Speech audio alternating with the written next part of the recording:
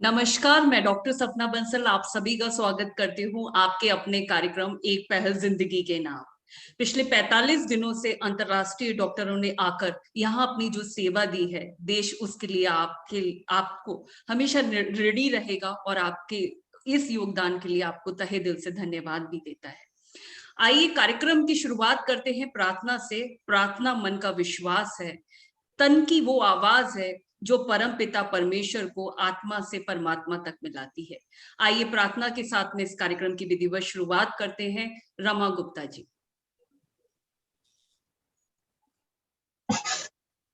धन्यवाद सपना बंसल आपका, और बहुत बहुत स्वागत है डॉक्टर साहब आपका हमारे इस कार्यक्रम में। मैं प्रार्थना शुरू करती हूँ। करती हूँ मैं वंदना नत शिर बारंबार,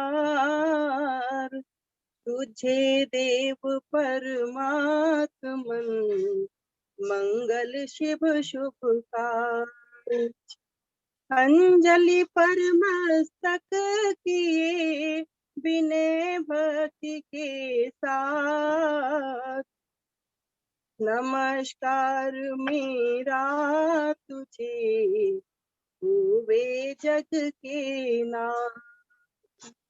दोनों कर को जोड़ कर मस्तक घुटने टेक, तुझको हो प्रणाम मम शत शत कोटि अनेक।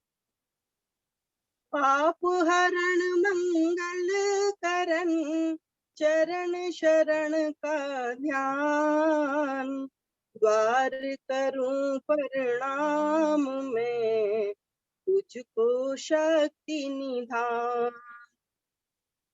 भक्ति भाव शुभ भावना मन में भरपूर,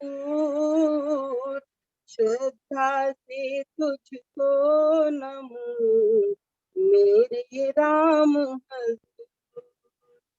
जो तेरे में जगदीश है तेजो में अपार, परम पुरुष पावन परम तुझको हो नमस्कार। सर्वशक्तिमते परमात्मने श्री रामाय नमः। सर्वशक्तिमते परमात्मने श्री रामाय नमः।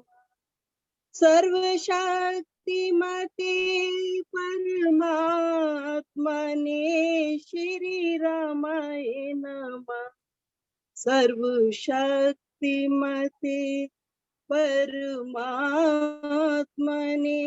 श्री रामाय नमः। धन्यवाद। बहुत बहुत धन्यवाद रमा जी, बहुत सुंदर प्रार्थना। हमारे साथ डॉक्टर तेजस कुमार नायक हैं, जो कि किसी परिचय के मोहताज नहीं है। आप वास्तव में अंतरराष्ट्रीय डॉक्टर के साथ साथ बहुत अच्छे इंसान हैं। ये एक परिचय जो था, जो मिसिंग रह गया था। डॉक्टर ने पहले भी आकर हमारे कार्यक्रम में अपनी शिरकत की है। तो बिना किसी लेट के मैं डॉक्टर आपको ये माइक हैंड ओवर करती हूँ कि आप प्लीज थोड़ा सा गाइड करिए हमें। जी doctor, over to you. Thank you. पहले तो I apologize, I'm a little late. I just realized that this was a little earlier than last time, and that's when I figured that कि मुझे late हो गया है. But देर आए दुरुस्त आए. I'm here to help out. For जिनको मेरी पहचान नहीं, I'm an infectious disease doctor हूँ यहाँ पे करोना कैलिफोर्निया में. मेरे टाउन का नाम करोना है. और यहाँ पे मैं हॉस्पिटल में इन्फेक्शियस डिजीज स्पेशलिस्ट तरीके से काम करता हूँ, और अपनी ऑफिस भी है.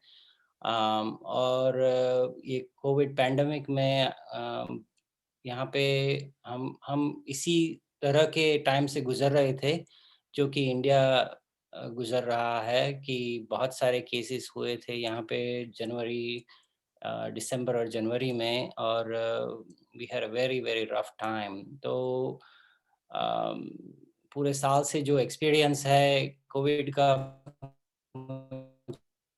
और जो भी उसमें रिसर्च किया हुआ है, उसमें जो भी पढ़ाई की हुई है, I am ready to share and help out the best I am able to all of you. So please go ahead, and let's get started with the questions. Okay, so meanwhile the question taking place, doctor, I want to know, I mean, this time black fungus and other fungus and other infection taking place even after recovery of corona, people getting heart attacks. So just please highlight on this point. Sure. So पहले तो आपने बताया fungus, तो fungus ये हमारे आजू बाजू होता ही है। Everybody is surrounded by in the environment जो बोलते हैं, तो ये सॉइल में है, डस्ट में है, कंस्ट्रक्शन एरियाज में है, और जो भी जिसकी भी इम्यून सिस्टम वीकेंड हो तो उनको इजीली इन्फेक्शन हो सकता है फंगस से। तो ये इसमें कोविड से क्या इसका मेल जोल है, तो कोविड में ये हो रहा है कि काफ़ी लोग जिनको डायबिटीज़ है या उनकी इम्यून सिस्टम वीक है तो उनको कोविड हो रहा है, ये तो सब we all know about it. On top diabetes में क्या होता है कि कई लोग के शुगर कंट्रोल ठीक नहीं होते हैं, और दूसरी ये बात कि कोविड में ये ट्रीटमेंट में ये स्टेरॉइड्स देते हैं, तो स्टेरॉइड्स भी इम्यून सिस्टम डाउन करता है। तो सब पैरामीटर्स साथ आ जाए, मतलब डायबिटीज़ हो, स्टेरॉइड्स लिया हो, ठीक से ब्लड शुगर कंट्रोल ना हो, और फिर ये फंगस का इन्फेक्शन होने की शक्यता ज़्यादा हो जाती है। उसके इन्फेक्शन के इसीलिए ज़्यादा केस देख रहे हैं हम कि ये लोग के इम्यून सिस्टम वीक है, और ये लोग उनकी बॉडी फंगस को झेल नहीं सकती ठीक से, और इसी वजह से इनको इन्फेक्शन इजीली हो जाए। तो एक इससे मैसेज ये इम्पोर्टेंट है कि भाई जिनको भी डायबिटीज़ हो तो ब्लड शुगर कंट्रोल बढ़िया से बढ़िया रखें आप। दूसरी ये बात कि स्टेरॉइड्स डॉक्टर की सुपरविजन में ही लें। अगर डेक्सामेथासोन या कोई भी स्टेरॉइड दे रहे हैं तो डॉक्टर की सुपरविजन में लें तो ठीक रहेगा। और जिनका भी इम्यून सिस्टम वीक है, फॉर एग्जांपल ट्रांसप्लांट है हो या फिर कैंसर की तकलीफ हो जो कीमोथेरेपी है, जिनकी भी इम्यून सिस्टम वीकेंड हो तो उनको इतना ध्यान रखना चाहिए कि मास्क हमेशा पहनना चाहिए, और जो भी एरिया है जहाँ पे कंस्ट्रक्शन ज़्यादा हो रहा हो, बिल्डिंग कंस्ट्रक्शन हो या डस्ट ज़्यादा हो, सॉइल एक्सपोजर ज़्यादा हो या ह्यूमिडिटी ज़्यादा हो, तो वो एरिया से आपको अलग रहना चाहिए। घर में साफ सफाई होनी चाहिए। Everything should be very clean and hand washing should be very good. तो अगर if everybody takes all those precautions then you can decrease the chances of fungal infection. इसके chances कम हो सकते हैं। और सपना जी आपने और भी एक क्वेश्चन बताया, Yes. याद करेंगे please? yes, after Covid doctor, जिस तरीके के इन्फेक्शन आ रहे हैं, इवन मैं देख रही हूँ आई स्वेल हो रही है, बॉडी में स्वेलिंग आ रही है, इनफैक्ट कुछ लोगों को बहुत ज्यादा लेजीनेस फील हो रही है। ये बहुत ही अलग तरीके के सिम्टम्स हैं। इवन अभी मैंने कुछ पेशेंट्स में ऐसा देखा है कि उनको खांसी होती है और वो ऐसी होती है, आई मीन अनबियरेबल। हाँ, तो ये सही बात है कि कई लोग को कोविड से काफ़ी कॉम्प्लिकेशन हो रहे हैं, और ये we are all learning more and more as we know about this.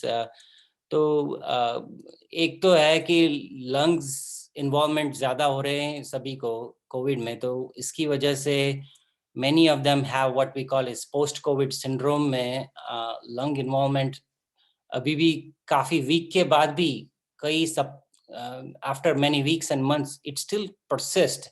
That is what is seen, and some of them कई लोगों को pulmonary fibrosis की तकलीफ भी हो रही है। मतलब क्या कि इन्फ्लेमेशन की वजह से, इन्फेक्शन की वजह से ये जो लंग टिश्यू है उसकी जगह पे स्कार टिश्यू या फाइब्रस टिश्यू हो जाती है कई लोगों को, and that can cause problems like difficulty breathing, oxygen level शायद कम रहता हो,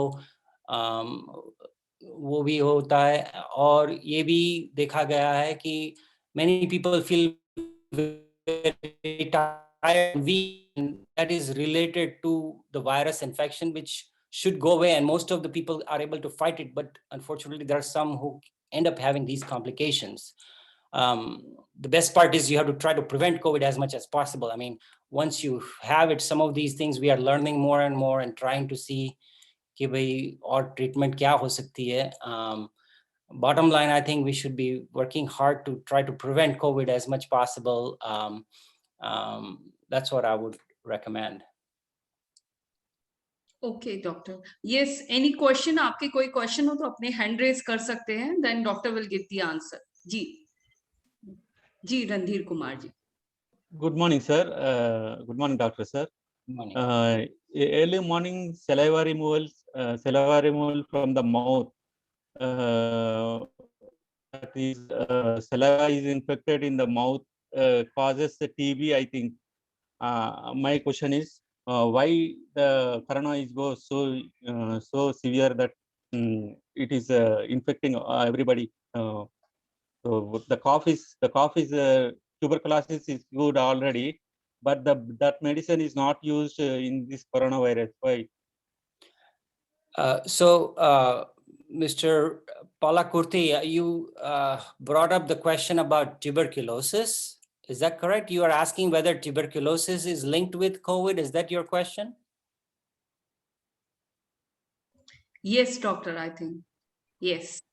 So, I mean, tuberculosis is a separate organism. I mean, and the coronavirus is a different virus. The mechanism is similar for spreading. That is true, but besides that, there is not much correlation between the two. We are not seeing increased number of TB cases in people who are having COVID. But of course, as you indicated that the transmission is by cough, that is true. It is spread by airborne and droplet transmission. So that is true that the mode of transmission जो बोलते हैं कि कैसे spread हो रहा है, तो ये coughing से spread होता है, similar to TB. That is correct. Now the big difference is COVID का जो spread हो रहा है, वो it is mainly during the first few days when the symptoms are just coming on, or even maybe a day or two even before you start having it. And it lasts for up to 7 to 10 days after you start having symptoms. So ये COVID का time frame है spread होने क्या?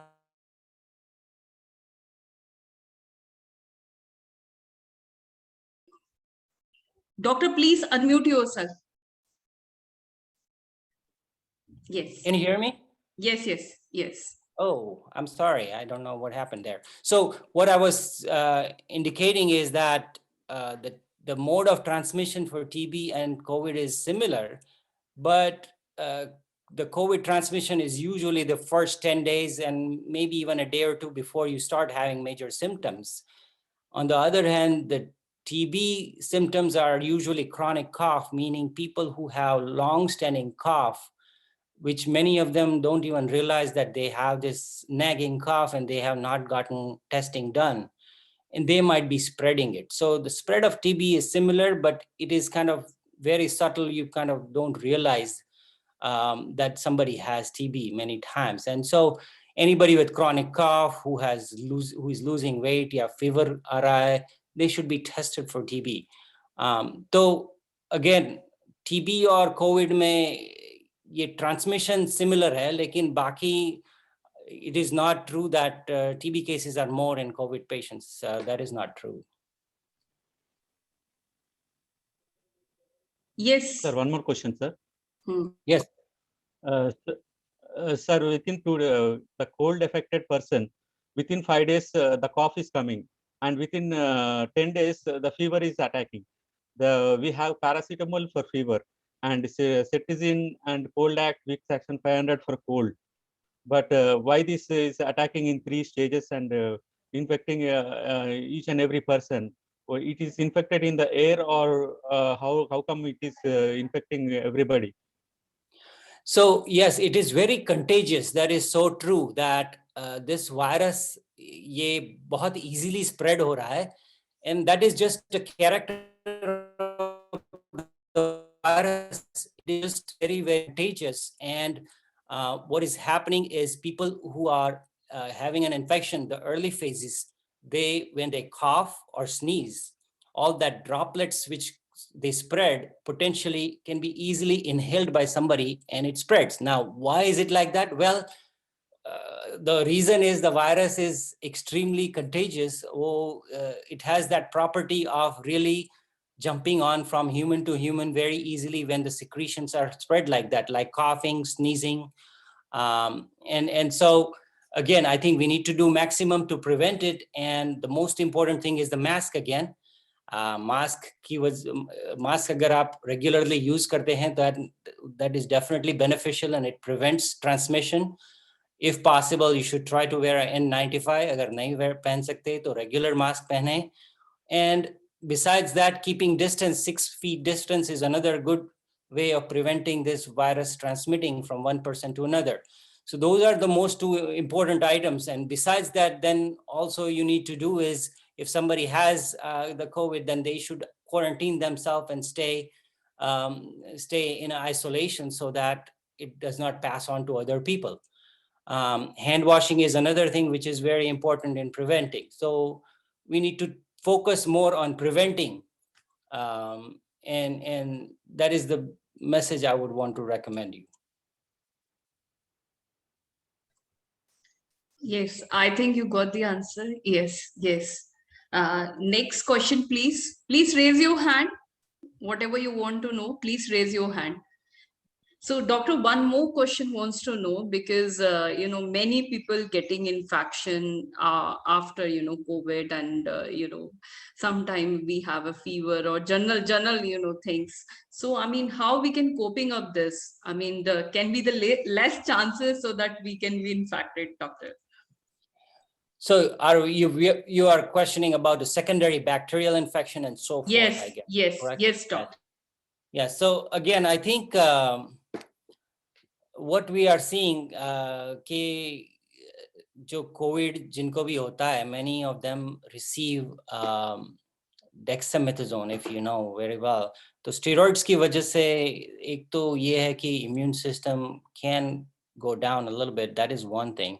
Second is people who are getting COVID are also having other medical issues, for example, diabetes. And many of us don't realize, but diabetes control is extremely important, not only in preventing COVID, but preventing other infections also. तो अगर आप diabetes का blood sugar ज़्यादा अच्छी तरह से control कर रहे हैं, तो that will help prevent infections, including just regular जो sore throat हो या strep infection हो या फिर sinus infection हो या bronchitis या pneumonia हो, ये typically it is caused by other viruses and other bacteria. So if your sugars are controlled well, then definitely it would help prevent these infections. In addition, wearing mask will also help prevent these other infections which are very commonly spread respiratorily wise. तो ये जो और तरीके के virus है, common cold virus है या flu virus है, और ये जो बैक्टीरिया भी जो निमोनिया करते हैं, फॉर एग्जांपल स्ट्रेप्टोकॉकस है, स्ट्रेप्टोकॉकस निमोनिया जो बोलते हैं, जो that is the commonest cause for pneumonia, that can be also prevented if you regularly wear masks. So even after COVID, if somebody has had COVID and they have recovered and they are better, I still recommend that wearing mask is still important, and it will help in preventing multiple other infections also, which include bacteria, viruses, and so forth. Doctor, And of course, लेकिन जैसे sorry to interrupt you, swelling, I mean, eyes में बहुत आ रही है. जैसे मैं अभी patient जितने भी मेरे पास में connect कर रहे हैं, तो eyes में swelling आ रही है और उनकी eyesight बहुत weak हो रही है. हाँ, तो इसमें एक ये वजह है कि many people are getting secondary infection, and what is happening is say for example, somebody is having a cough and they are using their hands to cover it, and then the hands essentially, हाथ में अगर आपके secretions है and you don't wash your hands, then easily ये virus can be on the hand surfaces, and then you clean your eyes or pass it on, it easily eyes का infection भी इस तरह very commonly हो सकता है. तो ये बहुत ही केयर रखे जिनको भी अगर कोविड हुआ है, तो इट इज वेरी इंपॉर्टेंट कि भाई हैंड वॉशिंग ठीक से करे and try to avoid using your hands. I mean, only if you have clean hands, then you try to clean your eyes. That is very important. And we are seeing a lot of cases of conjunctivitis and other eye infections too related to that. Besides that, are you seeing other secondary infections in the eyes? I don't think so. Acha. So mainly it's COVID which is causing, Yeah. right? I mean, that's what we are seeing. And I think, again, prevention, and again, I think I would emphasize कि hand washing ज़्यादा से ज़्यादा रखें आप. And अगर hand washing नहीं कर सकते तो alcohol rub जो बोलते हैं वो भी use कर सकते हैं. It is very effective in eliminating the virus from your hands. So that was something I would strongly recommend. Doctor, एक क्वेश्चन चैट बॉक्स में आया है, happy days. I don't know what is that. I mean, it's not clear. Can you see your chat box, please? Let me take a look. Sure.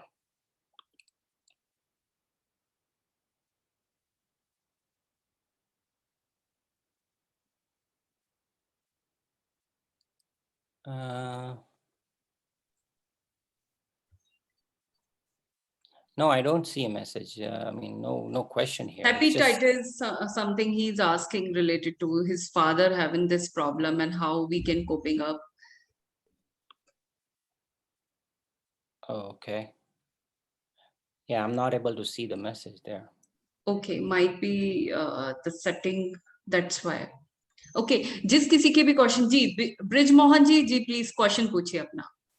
आपके question है, please hand raise करिए और unmute जी, unmute करिए पहले bridge Mohan जी. हाँ doctor सपना बंसल जी, मैं doctor साहब से पूछना चाहता हूँ कि वैक्सीन कल लगवाया था कोविशील्ड का और आज एक बुखार है, तो कौन सी दवाई प्रीफर करेंगे डॉक्टर साहब? हेलो, कितना बुखार है जी? एक बुखार है सर, 1. अच्छा, जी तो सर. ये तो कॉमन साइड इफेक्ट है. ये वैक्सीन की वजह से कई लोग को थोड़ा बहुत बुखार, बॉडी एक, ये बहुत ही कॉमन है और इसमें घबराने की कोई जरूरत नहीं है. आप हाइड्रेशन करें, ज्यादा से ज्यादा लिक्विड्स, पानी वगैरह पिए, और टाइलेनॉल मतलब एसिटामिनोफेन जो बोलते हैं, पैरासीटामोल अगर लेना हो तो ले सकते हैं बुखार के लिए, नो प्रॉब्लम. और ये पैरासीटामोल आप रिपीट भी कर सकते हैं, अगर 6 घंटे के बाद अगर आपको रिपीट करनी है तो कर सकते हैं, अगर बॉडी एक ज्यादा हो या फीवर हो. पर घबराए नहीं, और ये कॉमन है, 1-2 दिन के बाद ये सिम्टम ठीक हो जाते हैं, तो उसमें कोई चिंता की जरूरत नहीं है. और क्या प्रिकॉशन लेनी पड़ेगी डॉक्टर साहब? अच्छा, वैक्सीन में प्रिकॉशंस तो यही कि आपको मालूम होना चाहिए, थोड़ी बहुत साइड इफेक्ट एक्सपेक्ट करते हैं. पहले डोज में शायद साइड इफेक्ट कम हो, लेकिन सेकंड डोज के बाद कई बार थोड़ी ज्यादा साइड इफेक्ट हो जाती है. और ये इसका मतलब ये है कि हमारी इम्यून सिस्टम एक्टिव है और ये वायरस को रिकॉग्नाइज कर रहा है इम्यून सिस्टम, और इसकी वजह से थोड़े बहुत रिएक्शन, मतलब ये जो बोलते हैं फीवर, बॉडी एक, ये कॉमन है. तो इसमें घबराए बगैर अगर आप सिम्टोमेटिक ट्रीटमेंट करें, आपको अपने आप को हाइड्रेट करें, तो वही रेकमेंडेड है. डॉक्टर साहब कौन सी दवाई कितनी लेनी है? अच्छा, पैरासीटामोल लें आप. पैरासीटामोल जो 500 मिलीग्राम की है, 500 मिलीग्राम की पैरासीटामोल, वो ले सकते हैं आप. अगर इससे फर्क नहीं पड़े तो नेक्स्ट टाइम आप थोड़ा ज्यादा डोज, मतलब 650 की जो डोज है वो भी ले सकते हैं, और 650. हाँ, थैंक यू डॉक्टर साहब, थैंक यू डॉक्टर साहब. You're welcome. Thank you Brij Mohan ji. लोगों के बहुत सारे प्रश्न हैं डॉक्टर, और सबसे बड़ी बात ये है कि अभी इस टाइम पे जो बॉडी कोविड की है बहुत अजीब तरीके से रिएक्ट कर रही है। कभी किसी को फीवरिश हो रही है बॉडी, तो किसी को चक्कर आ रहे हैं, तो किसी को वॉमिटिंग हो रही है, तो किसी को लूज मोशन हो रहा है, तो किसी की आई स्वेल हो रही है। सबके सिम्टम्स अलग अलग हैं, और इन्फेक्शन ही मुझे लगता है इसमें है, क्योंकि मैंने कई पेशेंट ऐसे देखे कि वो जस्ट केयर कर रहे थे और वो इन्फेक्टेड हो गए और इतना ज्यादा सीरियस हो गए कि उन्होंने अपनी लाइफ भी लूज कर दी। तो डॉक्टर, हम जैसे किसी पेशेंट की हेल्प कर रहे हैं, मान लीजिए किसी पेशेंट को देख रहे हैं, तो उस टाइम पे कौन कौन से ऐसे प्रिकॉशन, जैसे मास्क और सैनिटाइजर इट्स ओके, लेकिन क्या कोई ऐसी मेडिसिन है जिसे हम ले लें जिससे हमारा थोड़ा इम्यून सिस्टम बढ़ जाए और इन्फेक्शन जो है वो कम हो जाए? ये बहुत it's a very important question you asked to try to help our own immune system. अगर घर में किसी को है and you are helping take care of that person, how do you prevent? I mean, so again, I think the important thing is to understand कि भाई COVID is passed on by sneezing, coughing and secretions, जो respiratory secretions की वजह से है। तो mask आप हमेशा यूज करें, हैंड वॉशिंग, हैंड हाइजीन जो बोलते हैं वो भी आप रेगुलरली करें। इसके सिवा कई चीजें कर सकते हैं आप। एक है, आपको अगर कोई दूसरी कोई डिजीज है तो इसका कंट्रोल ठीक से करें। फॉर एग्जांपल कि भाई आपको ब्लड प्रेशर ज्यादा हो तो आप ठीक से आपकी दवाई लें, टाइम से दवाई लें और ब्लड प्रेशर कंट्रोल ठीक से रखें।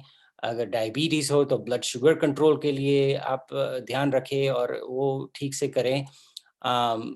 और इसके सिवाय और क्या कर सकते हैं, तो दवाई है लेकिन उसका इतना प्रूवन तो नहीं है, लेकिन मैं तो रेकमेंड करता हूँ। और जब भी मैं कोविड के पेशेंट्स को टेक केयर करता था तो मैं खुद विटामिन सी लेता था, 500 मिलीग्राम की विटामिन सी, 2 टैबलेट सुबह 2 शाम को मैं लेता था। तो विटामिन सी एक वाटर सॉल्युबल विटामिन है और एंटीऑक्सीडेंट भी है, तो ये it's okay to take it. दूसरी चीज जो मैं सजेस्ट करता हूँ, विटामिन डी, कई लोग को डेफिशिएंसी होती है तो उनको भी विटामिन डी की सप्लीमेंट की जरूरत होती है। अब डेफिशिएंसी है कि नहीं ये तो यूजुअली ब्लड टेस्ट से डिटरमिन करते हैं और अपने डॉक्टर के रिकमेंडेशन पे लेनी चाहिए। तो विटामिन सी, विटामिन डी कर सकते हैं। और इसके सिवाय बाकी कोई प्रूवन ऐसी ट्रीटमेंट नहीं है कि भाई आपकी इम्यून स्ट्रांग हो सकती है। प्रिवेंटेटिवली ये बता दूं कि अगर कोई प्रिवेंट करने के लिए ये स्टेरॉइड या डेक्सामेथासोन लेता है तो वो एकदम गलत बात है और I would recommend not doing that. ये भी गलत है कि अगर एंटीबायोटिक आप लेके ये सोच रहे हैं कि एंटीबायोटिक से अगर मैं लेता हूं तो मुझे कोविड नहीं होगा, ये भी गलत बात है। तो एंटीबायोटिक से कोविड नहीं भाग जाएगा और ये लेने की जरूरत है ही नहीं। तो ये सब ध्यान करें। इसके सिवा कोई मैजिक तो है नहीं कि प्रिवेंट कर सकते हैं। Yes doctor. शालिनी जी, आप अपना क्वेश्चन पूछिए, अनम्यूट करिए शालिनी जी। Yes. Yes. Hello, sir. Good morning, sir. Hello, good morning. Sir, can you tell us which type of wear mask can protect from COVID? Sure. So the best one which I would recommend, which would help, is the N95 mask. And 95, it is called N95 because it prevents 95% of these small particles from entering into your air you are breathing. So N95 is the best one, but many times it is hard to find it, I think. The other thing, you should also be aware that N95 has to be tight enough and it has to seal on the top of your nose typically. And there should not be any hole or any kind of opening in that N95 mask. So if you use it religiously, then N95 will definitely help you. But if N95 is not available, please do use other regular mask. It is still protective. And the other important thing is also that you need to make sure the mask is staying clean. I mean, many of us reuse the same mask, which is probably okay, but if it is dirty enough, then please don't wear it and have another mask. There are certain way you can sterilize the mask, but it's very hard to do it at home. So I would recommend, if you are using regular mask and trying to sterilize, maybe wash it properly and then reuse it, probably that might be okay. Any other It means questions? 95 is okay. Yes, 95 N95 is the Yes, one I would. sir. Yes. And 95 is okay. Yep. Okay. Sir, I have a more question. Yes. Sir, at 35 age, a person got vaccinated. After 1 day, he died. What is the reason behind it? So vaccine, you should be aware that vaccine is not 100%. That's number one. Number two, the effect of the vaccine, after you get the second dose, you still have to wait for 2 or 3 weeks before your immune system is completely ready to fight the virus. So until the 2 weeks after the second dose, you still are not protected as much, and absolutely you have to continue all precautions you are supposed to take.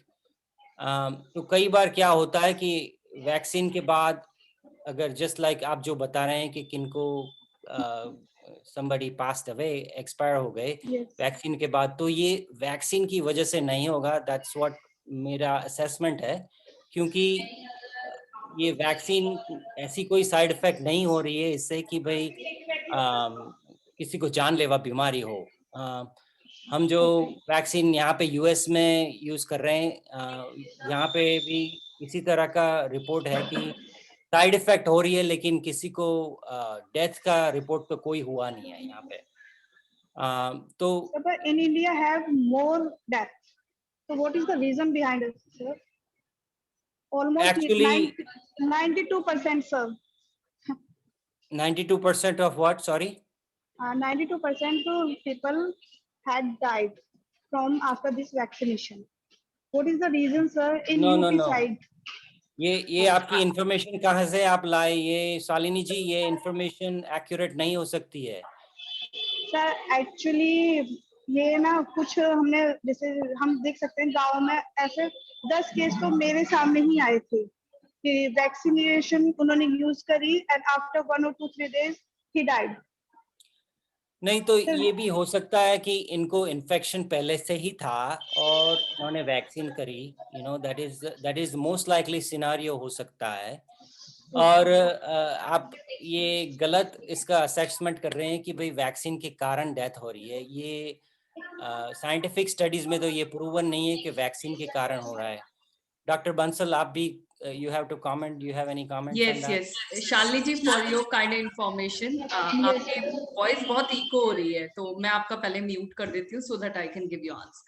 Now please pay attention. The thing is that ऐसा नहीं है कि vaccine लगने के बाद में death ratio ज्यादा है. वैक्सीन से तो बल्कि प्रोटेक्शन हो रहा है. एक्चुअली क्या है कि मान लीजिए कि ऑलरेडी आप बहुत इन्फेक्शन है जिस जगह और वहां आप जा रहे हैं वैक्सीनेशन के लिए, तो आप प्रोटेक्शन नहीं लेकर आ रहे हैं, अपने आप को और ज्यादा इन्फेक्शन लेकर आ रहे हैं. मैंने देखा है क्योंकि इंडिया में ऑब्वियसली पॉपुलेशन बहुत ज्यादा है, तो नॉर्मली क्या दिक्कत होती है कि उसमें जो जितने भी लोग आते हैं और भीड़ में आ रहे हैं, तो वहां से इन्फेक्शन के चांसेस ज्यादा होते हैं. सेकेंडली, मैं इसमें शालिनी जी आपको ये बताना चाहूंगी कि हमारी इंडियन जो वैक्सीन है वो बहुत इफेक्टिव है, इवन वर्ल्ड वाइड एक्सेप्टेबल है. और वैक्सीन के बाद में जिन भी लोगों की डेथ भी हुई है, उनको पहले से कोई क्रॉनिकल बीमारियां थी, लंग से रिलेटेड, डायबिटीज बहुत हाई लेवल की थी, हार्ट से रिलेटेड बीमारी थी, या कुछ ऐसी और बीमारी थी, उसमें जो कोविड के सिम्टम्स मिल गए, उससे सिचुएशन ज्यादा कॉम्प्लिकेटेड हो गई. तो इसलिए आप ये मत सोचिए कि ये वैक्सीनेशन के बाद में ऐसा हुआ है. Absolutely, I totally agree with you, Dr. Bansal. यही बात मैं भी बोलना चाहूँगा कि ये वैक्सीन एकदम सेफ है, और इससे कई लोगों को बेनिफिट हो रहा है, बहुत ही प्रोटेक्शन हो रहा है। और अभी ये एक ही सही रास्ता है कि more and more people get vaccinated to see if we can fight this pandemic and get the numbers down. मेरा sir, आप सब thank you. yes Thank you very much, sir. You're thank you Shalini ji, thanks for attending program. आप में से जिसके भी question है please आप ना जो रिएक्शन है उसमें जाकर हैंड रेज करिए, क्योंकि ऐसे में बहुत चैट बॉक्स में मुश्किल हो रहा है। तो प्लीज आप में से जिसके भी क्वेश्चन है, जी राजवीर जी आप कुछ क्वेश्चन पूछना चाहते हैं? जी यस हाँ जी हाँ जी पूछिए राजवीर जी। डॉक्टर साहब, ये 2-3 चीजें थी कि एक तो सैनिटाइजर हमारे लिए कितना कारगर साबित है कोरोना रोकने के लिए? तो सैनिटाइजर आप मतलब ये जो क्लीन करने में यूज करते हैं उसकी बात कर रहे हैं या हैंड सैनिटाइजर की बात कर रहे हैं? दोनों की। अच्छा, तो हैंड सैनिटाइजर पहले बहुत बात करते हैं। तो हैंड सैनिटाइजर यूजुअली उसमें कितना 62%, 60 to 70% जितना अल्कोहल कॉन्सेंट्रेशन यूजुअली होता है, और ये बहुत ही इफेक्टिव है कि वायरस को क्लियर कर देगा। तो अगर आप रेगुलरली यूज करते हैं तो बहुत ही इफेक्टिव होता है ये। इससे डेफिनेटली वायरस न्यूट्रलाइज हो जाएगा और एलिमिनेट हो जाएगा। तो ये बात है। दूसरी बात ये है कि अगर आप सरफेस क्लीन कर रहे हैं या कोई जगह अपने घर पे क्लीन कर रहे हैं, और ये जो रेगुलर जो यूज कर रहे हैं सैनिटाइजर, तो वो भी आप अच्छी क्वालिटी का लाएं तो उससे काफी फर्क पड़ेगा, और उससे वायरस आप क्लीन कर सकते हैं। अब वो मैं रेकमेंड तो नहीं करता कि भाई आप रोज रोज पूरा घर को स्प्रे करें, लेकिन अगर आपको जो हाई टच एरिया जो बोलते हैं वो अगर करना चाहें तो ठीक रहे। फॉर एग्जाम्पल कि अगर आप डोर नॉब्स जो कॉमनली यूज होते हैं, अगर घर में कई लोग को अगर कोविड है और बाहर से आ जा कर रहे हैं, तो ये door knobs for example clean करना है, तो इसके लिए सही तरह से आप ये सैनिटाइजर लाएं तो clean that very well regularly. Similarly refrigerator door knobs, जो कॉमन एरियाज है जो कॉमन यूज कर रहे हैं वो कॉमन एरियाज अच्छी तरह से क्लीन रखें ये सैनिटाइजर से। ये बहुत ही इफेक्टिव है। Go ahead. राजीव जी, राजवीर जी आपका म्यूट हो गया है, आप अनम्यूट करिए। जी दीपक जी नेक्स्ट आपका क्वेश्चन रहेगा, प्लीज अनम्यूट कर लीजिएगा। जी राजवीर जी। हाँ, दूसरा डॉक्टर साहब, जिन लोगों ने वैक्सीन लगवाई उनको किसी भी प्रकार की हरकत शरीर में नहीं हुई, यानी किसी को डॉक्टर साहब अगर कहें तो बुखार नहीं आया या किसी प्रकार का बिल्कुल स्वस्थ रहे लगवाने के बाद, क्या उनको असर करेगी दवाई? अच्छा, तो है कि दवाई डोज लगी है तो बुखार आना स्वाभाविक है, ऐसा निश्चित है क्या? नहीं, ऐसा निश्चित नहीं है। ये बहुत अच्छा सवाल है आपका। तो एवरीबडी इज डिफरेंट, हर कोई अलग है, हर कोई की इम्यून सिस्टम अलग है, और मोस्ट ज्यादातर लोगों को थोड़ी बहुत साइड इफेक्ट होती है। पर अगर आपको बुखार नहीं आया तो उसका मतलब ये नहीं कि वैक्सीन काम नहीं कर रही है, उसका मतलब यही है कि आपको ये रिएक्शन नहीं आया और आपका इम्यून सिस्टम अलग तरीके से वायरस को डील कर रहा है। तो ये आप घबराए नहीं और इसकी कोई चिंता ना करें। तो यही मैं बताऊंगा कि एवरीबडी इज डिफरेंट, आपका या मेरा इम्यून सिस्टम ही अलग है। मुझे बुखार आए आपको ना आए तो इसका मतलब ये नहीं कि इम्यून सिस्टम डिफरेंट, मतलब वो डिफरेंट तरीके से एक्ट कर रही है वायरस के लिए। ये भी कई बोलते हैं कि जो यंग है इनको थोड़ा ज़्यादा साइड इफेक्ट हो रहा है। कई लोग जो ओल्डर पीपल है तो इनको साइड इफेक्ट कम हो रही है। तो ये भी क्योंकि इम्यून सिस्टम अलग है, सबका अपना अपना जो नेचर ने दिया हुआ है वो इम्यून सिस्टम है। तो मैं तो यही बोलूंगा कि इसकी चिंता मत करें, अगर नहीं है तो आप खुश नसीब है। और राजवीर जी ये तो बहुत अच्छी बात है कि आपको कोई फीवर नहीं आया, आपको कोई सिम्टम्स नहीं हुए। इसके लिए तो आप ये कहिए कि आपने अपने आप को इतना स्ट्रॉन्ग किया हुआ है। जी, थैंक यू। नेक्स्ट क्वेश्चन हम दीपक जी से ले लेते हैं। जी, रणधीर जी, मैं आपसे भी क्वेश्चन पूछूंगी। प्लीज मेरी रिक्वेस्ट है कि रिएक्शन में जाकर जो हैंड रेज है उसको आप प्लीज ओपन करेंगे तो शायद ज्यादा ठीक रहेगा। दीपक जी अनम्यूट करिए आप अपने आप को। दीपक जी आप अनम्यूट नहीं कर पा रहे हैं, आप अनम्यूट करिए। नहीं, आपकी आवाज हम तक नहीं आ रही है दीपक जी। जी अनम्यूट करिए आप। No, you are not able to do it. नहीं, आपकी आवाज हम तक नहीं आ रही है Deepak ji.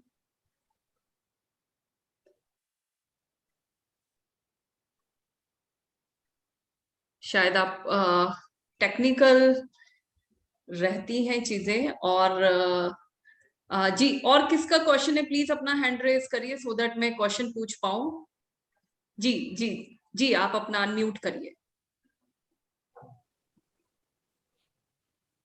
So, Doctor Sir, what is Yes. the difference between the treatment of USA and here in India?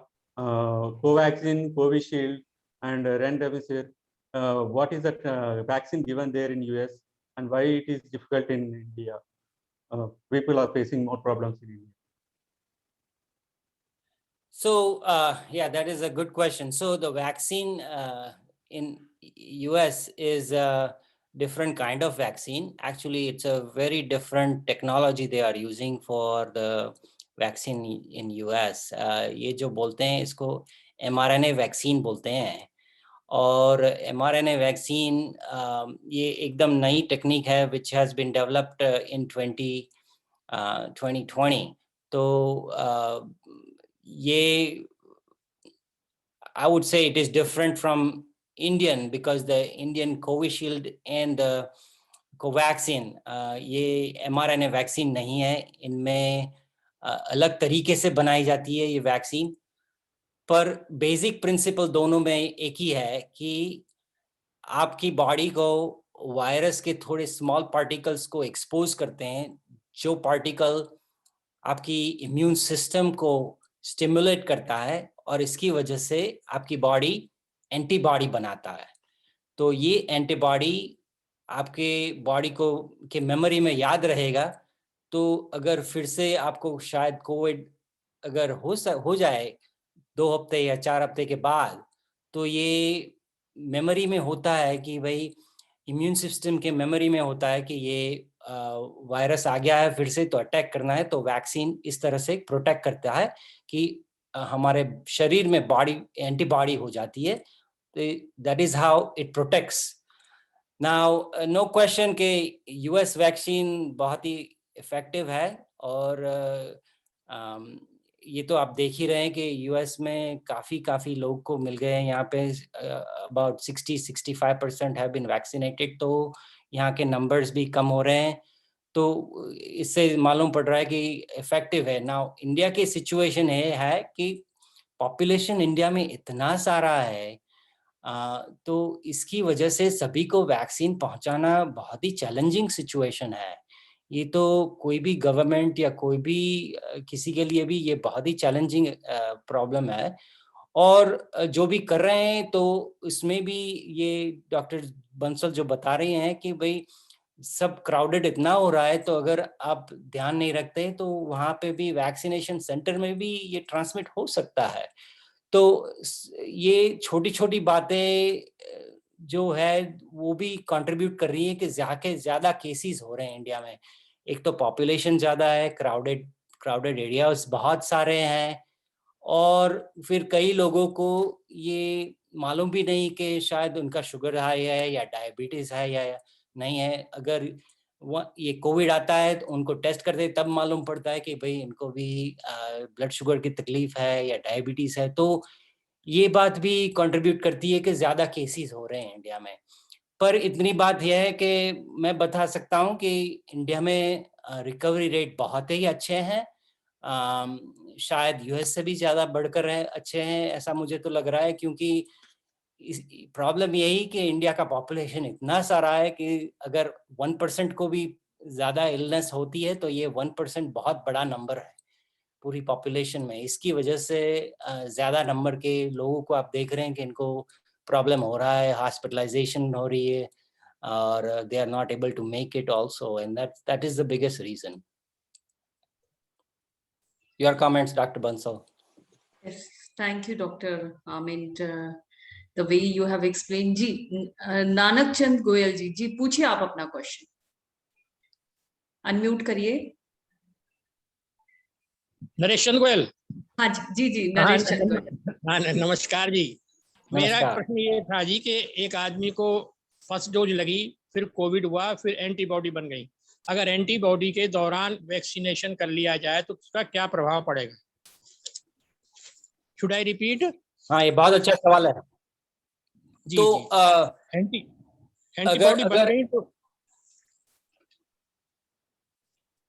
Ji. Question ये है, doctor you got the question ना? Yes, so please. After the first dose, I mean, how about the antibody levels and whether you can vaccinate, whether you continue vaccinating or not? ये बहुत अच्छा सवाल है गोयल साहब। तो ये अगर आप एक डोज ही वैक्सीन लेते हैं तो इसका पार्शियल इफेक्ट होगा, तो मतलब एंटीबॉडी होगी, लेकिन जो सेकेंड डोज के बाद जो रोबस्ट रिस्पांस होता है, मतलब उसका इतना स्ट्रॉन्ग रिस्पांस इतना नहीं होगा फर्स्ट एक ही डोज के बाद, तो पार्शियल इम्यूनिटी होगी, ये बात होगी। और अब पार्शियल इम्यूनिटी के बाद अगर आपको कोविड हो जाता है तो इसमें बहुत अच्छे चांसेस है कि शायद कोविड माइल्ड हो, आपको इतना सिम्टम्स नहीं हो कोविड से, ये हो सकता है। और अब ये सवाल हो गया कि इनको अगर कोविड हो गया तो इनको वैक्सीन सेकंड डोज होना चाहिए कि नहीं। तो पहले तो ये बता दूं कि अगर आप कोविड के क्वारंटीन पीरियड में हैं तो आप प्लीज दूसरे डोज के लिए ट्राई मत करें, तो क्योंकि अगर आप क्वारंटीन पीरियड में हैं तो आपको आइसोलेशन होना चाहिए, और अगर आप क्राउडेड एरिया में जाएंगे और कोविड है तो आप ट्रांसमिट कर सकते हैं किसी को। तो ये बहुत ही इम्पोर्टेंट है कि you stay home for sure until ये क्वारंटीन पीरियड खत्म ना हो जाए, तब तक आप घर रहें। और इसके बाद भी ये इम्पोर्टेंट है कि आप जल्दी करने की कोई जरूरत नहीं है। अब तो आपको एक बार कोविड तो हो ही गया है, तो शायद आपके पास आपको ज्यादा एंटीबॉडी भी होगी। हमारी ये पॉलिसी ये है यूएस में कि अगर फर्स्ट डोज के बाद अगर कोविड हो जाता है तो हम सेकंड डोज फिर भी देते हैं, लेकिन वेट करते हैं। और वेट कई लोगों के थोड़े वेट ज्यादा करते हैं, तो ये जिन लोगों को ये प्लाज्मा ट्रीटमेंट करी हुई है, अगर शायद कोविड हो गया और उनको प्लाज्मा ट्रीटमेंट करी, तो प्लाज्मा ट्रीटमेंट में एंटीबॉडी होते हैं, तो उनको हम बोलते हैं कि 90 डेज मतलब 3 महीने के बाद अगर आप वैक्सीनेट करें तो ठीक रहेगा। अच्छा, अगर आपको प्लाज्मा नहीं मिला हुआ है और आप ठीक हो गए तो इतना वेट करने की जरूरत नहीं है, बट जल्दी भी करने की जरूरत नहीं है। तो जो आप गवर्नमेंट ऑफिशियल्स डिसाइड करते हैं कि भाई आपको वेट करना, मैं यही बोलूंगा कि आप ऑफिशियल्स को पूछे कि क्या पॉलिसी है, क्योंकि I don't want to give a different message and then there is confusion. नहीं, थैंक यू सर। मेरा प्रश्न ये था कि अगर कोविड होने के बाद एंटीबॉडी बन गई और उसके दौरान अगर कोई आदमी वैक्सीनेशन कर लेता है तो उसका क्या प्रभाव पड़ेगा? एंटीबॉडी बन गई, उसे पहले फर्स्ट डोज ली, कोविड हो गया, एंटीबॉडी बन गई और फिर इसने वैक्सीनेशन कर लिया, तो क्या कोई नेगेटिव प्रभाव तो नहीं पड़ेगा? नहीं, अगर वैक्सीनेशन हो गया तो कोई नेगेटिव प्रभाव तो नहीं होगा। नो, ठीक, थैंक यू जी। We will wait. जी thank you Naresh Chand Goyal ji. Doctor, एक चैट बॉक्स में मैंने आपको क्वेश्चन फॉरवर्ड किया है। अच्छा, alright, should I send you again? So hepatitis कौन सी बीमारी है? Is that the one you are talking? I don't know, somebody written in the chat box, so I am not able to. I am kind of trying to understand exactly what the meaning is. It says hepatitis, but I am thinking maybe hepatitis. Yeah, I अगर think so. The hepatitis- same thing. That's why quite difficult for me to pronounce as well. That's why I send you on the chat box so that हाँ, you can see. Yes. I mean, I can assume, I'm assuming that it is hepatitis. Hepatitis कौन सी बीमारी है? तो hepatitis, I can talk a little bit. Hepatitis है, hepatitis का मतलब है inflammation of the liver. तो ये liver का अगर inflammation है, सूजन है, तो उसको hepatitis बोलते हैं. ये कई तरह से हो सकता है. तो hepatitis के कई viruses होते हैं, वो liver पे attack करते हैं और इससे hepatitis हो जाते हैं. और इस viruses का इनके नाम ABCD इस तरह से नाम दिए हुए हैं. तो common जो है इंडिया में कॉमन है हेपेटाइटिस ए, काफी कॉमन है, जो कंटामिनेटेड फूड या कंटामिनेटेड वाटर से हो सकता है. हेपेटाइटिस बी और हेपेटाइटिस सी जो है, हेपेटाइटिस बी की बात करते हैं पहले, तो ये ब्लड कंटामिनेटेड ब्लड से ट्रांसमिट हो सकता है. तो अगर ब्लड ट्रांसफ्यूजन हुआ हो और ब्लड ठीक से चेक नहीं किया हो तो उनसे हो सकता है, या फिर आईवी ड्रग यूज जो करते हैं उनसे हो सकता है. और सी जो है वो भी आईवी ड्रग यूज से हो सकता है. तो ये 3 मेन हेपेटाइटिस है. और ये भी बता सकता हूँ कि ये कोविड से कई बार हेपेटाइटिस हो सकता है, मतलब लिवर का इन्फ्लेमेशन हो सकता है, कई बार देखा हुआ है हमने. तो ये अलग बीमारी हो सकती है या फिर कोविड से भी हेपेटाइटिस हो सकता है.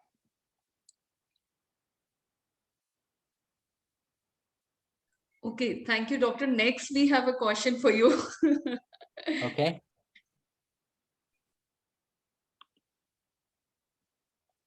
Okay, how do we decide on blood thinners such as Neosporin or Xarelto post-COVID for diabetic and non-diabetic infected by COVID? Let me understand, because there is too many things here. Decide on blood thinners such as Neosporin, Xarelto post-COVID for diabetic and non-diabetic infected by COVID. Okay, तो ये पूछ रहे हैं blood thinner के बारे में. तो blood thinner इन्होंने 2 लिखे हुए हैं, नियोस्पोरिन और ज़राल्टो. तो नियोस्पोरिन तो ब्लड थिनर है नहीं, पहले बात ये बता दूं. नियोस्पोरिन एक तरह का एंटीसेप्टिक ऑइंटमेंट हो सकता है या पाउडर हो सकता है. तो नियोस्पोरिन तो ब्लड थिनर है नहीं, लेकिन ज़राल्टो ब्लड थिनर है. और ये भी जानना चाहिए कि कोविड ये बीमारी में कई लोग को ब्लड क्लॉट इजीली हो जाता है. तो ये वायरस ऐसा है कि ये टेंडेंसी है इसको, ये ब्लड क्लॉट बना देता है, या पल्मोनरी एम्बोलिज्म जो बोलते हैं, मतलब ब्लड क्लॉट लंग में हो सकते हैं, ब्लड क्लॉट लोअर एक्सट्रीमिटी मतलब पाँव में हो सकते हैं. तो ये ब्लड क्लॉट प्रिवेंट करने के लिए जिनको कोविड हुआ है तो ब्लड थिनर देने का रिकमेंडेशन है. लेकिन ये मेरा रिकमेंडेशन ये है कि ये आप फिजिशियन सुपरविजन में करें, क्योंकि इनकी काफ़ी साइड इफ़ेक्ट हो सकती है. और ये भी है कि ये कई और दवाइयों के साथ ये इंटरेक्ट भी करती है ये दवाई. तो ज़राल्टो या एलिक्विस जो बोलते हैं, ये दवाई जो है ये देते हैं, और ये स्पेशलिस्ट यूजुअली देते हैं जिनको कि कोविड हुआ है और इनका डी डाइमर बढ़ा हुआ है, तो उनको हम देते हैं. और ये यूजुअली 2 से 6 हफ्ता तक कई बार कंटिन्यू करते हैं. अगर किसी को ब्लड क्लॉट हुआ है तो शायद ज़्यादा भी देना पड़े. तो एवरीबडी इज डिफरेंट प्रिस्क्रिप्शन हो सकता है ये एलिक्विस का. और डायबिटिक या नॉन डायबिटिक दोनों में ये देते हैं. और ये भी बोलूँगा कि इससे ज़्यादा यहाँ पे अगर मैं रेकमेंड करूँ तो प्रॉब्लम हो जाएगा. तो मैं यही कहूँगा कि ये आपके फिजिशियन के साथ डिस्कस करना चाहिए. ओके दीपक जी, शायद आपका अनम्यूट नहीं हो पा रहा था. आपके क्वेश्चन का आपको आंसर मिल गया होगा. If yes, you can show me the thumb. Okay, you got the answer. Okay okay, thank you. Any other question? कोई लास्ट क्वेश्चन ले सकते हैं, फिर इस कार्यक्रम को हम समापन की ओर लेकर चलते हैं। डॉक्टर ने बहुत सिंपल लैंग्वेज में बहुत अच्छे से बताया, और सबसे बड़ी बात है इतना मुस्कुराकर हर क्वेश्चन का आंसर दिया। डॉक्टर जब मुस्कुरा के क्वेश्चन का आंसर देते हैं तो मुझे लगता है आधी बीमारी तो वैसे ही दूर हो जाती है। यस, तो किसी और का कोई क्वेश्चन? मुझे लगता है कि डॉक्टर आपके हर आंसर में इतने सारे क्वेश्चन के आंसर ऑलरेडी हिडन थे कि लोगों के। यस, एक क्वेश्चन और आया है, diabetic and non diabetic infected by Covid, इस पे क्वेश्चन मार्क किया हुआ है।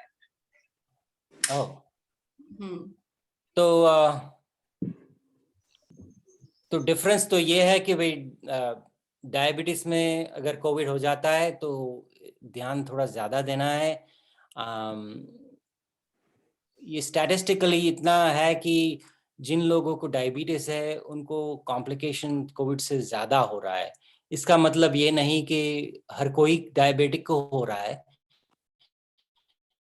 लेकिन ज्यादा लोग जो डायबिटिक है इनको कुछ ना कुछ तकलीफ शायद ज्यादा हो रही है। तो ये बात एक है। दूसरी बात ये है कि अगर अब डायबिटीज है और आपको लो ऑक्सीजन है तो शायद स्टेरॉइड्स देते हैं, तो स्टेरॉइड की वजह से आपका शुगर कंट्रोल शायद इवन कंट्रोल करना बहुत ही तकलीफ हो जाती है।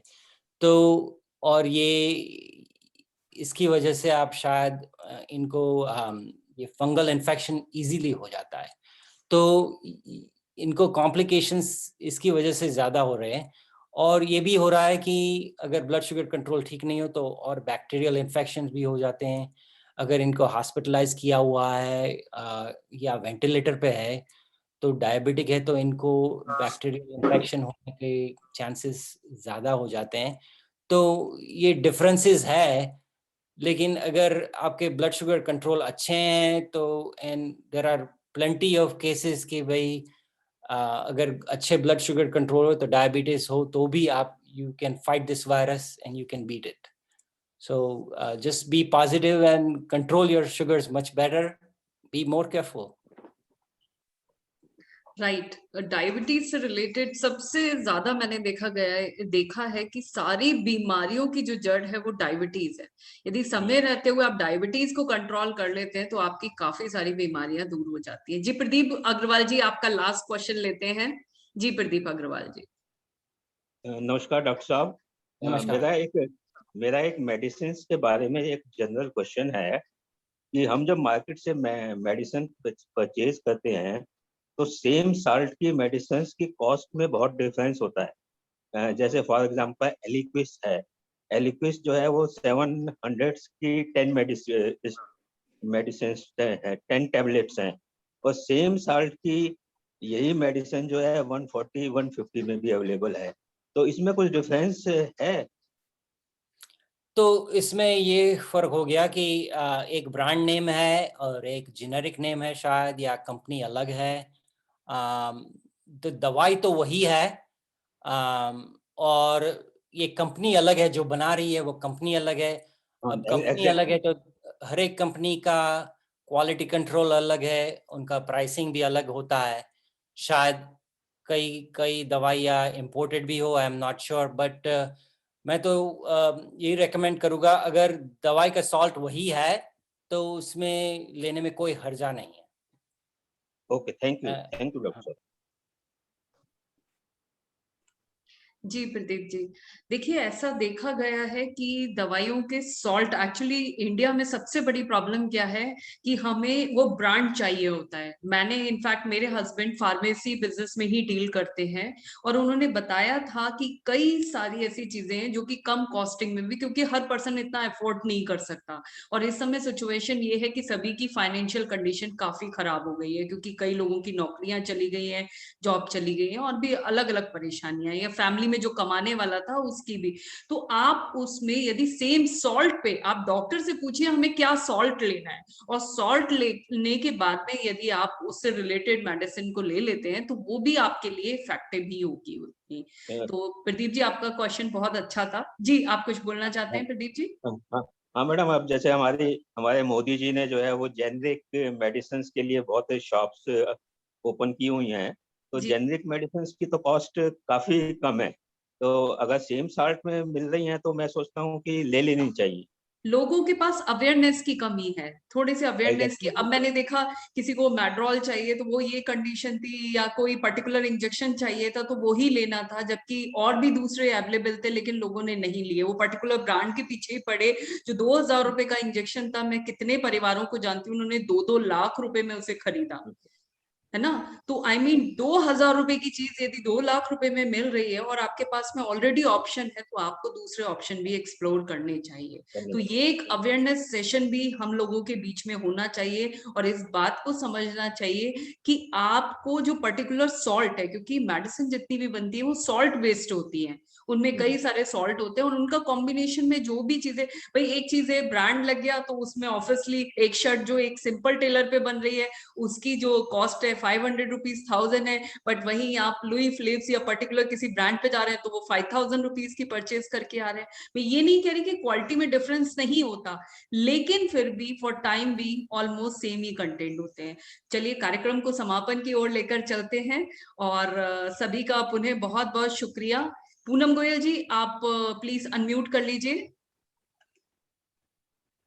Poonam Goyal ji, I am unable to see you. Poonam Goyal ji, आप यहीं हैं?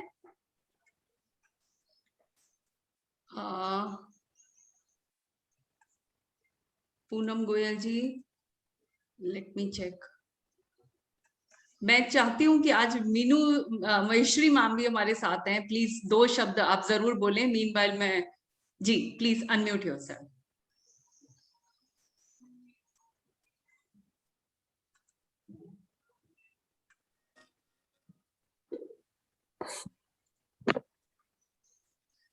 Good morning, everyone. Thank you, Dr. Nayak.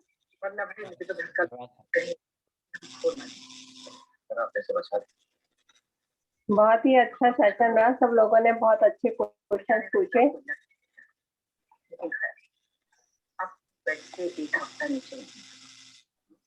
Thank you जी, थैंक यू।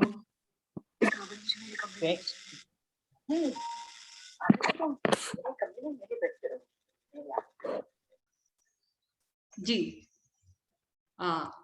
मुझे लगता है प्रार्थना के लिए आज मुझे ही प्रार्थना करनी पड़ेगी। शायद पूनम गोयल जी हमारे बीच में से हैं, लेकिन वो शायद संजय जी आप भी प्रार्थना करवा दीजिए आज की। चलिए मैं करा देता हूँ मैडम, थैंक यू। जी जी जी।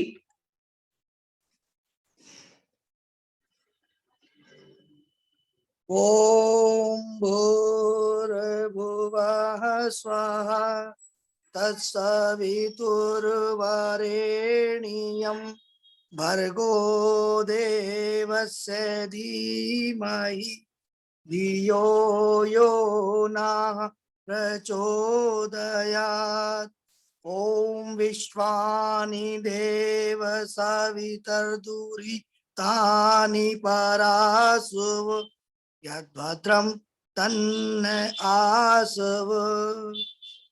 तूने हमें उत्पन्न किया, धारण कर रहा है तू। Thank you Sanjay ji, thank you very much.